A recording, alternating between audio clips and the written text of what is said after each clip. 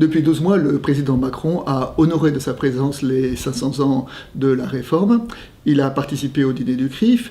Il a participé aussi à une rupture du jeûne au moment du Ramadan.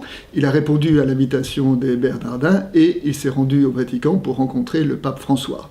À travers tous ces rendez-vous, nous voyons la recherche d'une relation apaisée entre la République et les religions, et puis aussi l'affirmation d'un certain besoin de transcendance. Il y a quelque temps, un pasteur évangélique d'une église de banlieue m'expliquait que dans sa commune, tous les jeunes allaient dans les mosquées. Et il l'expliquait de la façon suivante, il dit, dans la Bible, il y a un verset qui dit que l'Éternel a mis dans le cœur de l'homme le sens de l'éternité. Et quand ce sens de la transcendance, il n'a aucun lieu pour y répondre, eh bien ils vont là où on parle de transcendance, en l'occurrence dans les mosquées.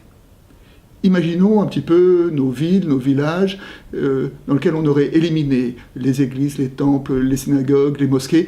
Est-ce qu'il ne manquerait pas quelque chose d'essentiel ? Alors ces 2 derniers siècles, on a bien essayé de se débarrasser des religions. Alors, on a créé des ersatz de religion. Alors il y a eu l'État-nation, il y a eu l'utopie communiste et il y a eu la race. Au bilan, aujourd'hui, ces ersatz de religion ont débouché sur 2 guerres mondiales, sur la Russie avec ses goulags, son KGB, la Chine avec ses camps de rééducation, et enfin sur la Shoah. C'est pourquoi il est important de tenir très fermement attaché à ce qu'on appelle les valeurs de la République. Mais peut-être pouvons-nous nous souvenir que souvent, ces valeurs ont un fondement spirituel, une référence à une transcendance. Le philosophe Paul Ricoeur disait que les valeurs, quand elles étaient détachées de leur fondement, eh ben, c'était comme des fleurs qu'on aurait coupées qui seraient dans un vase. Elles tiennent un certain temps et puis elles finissent par faner.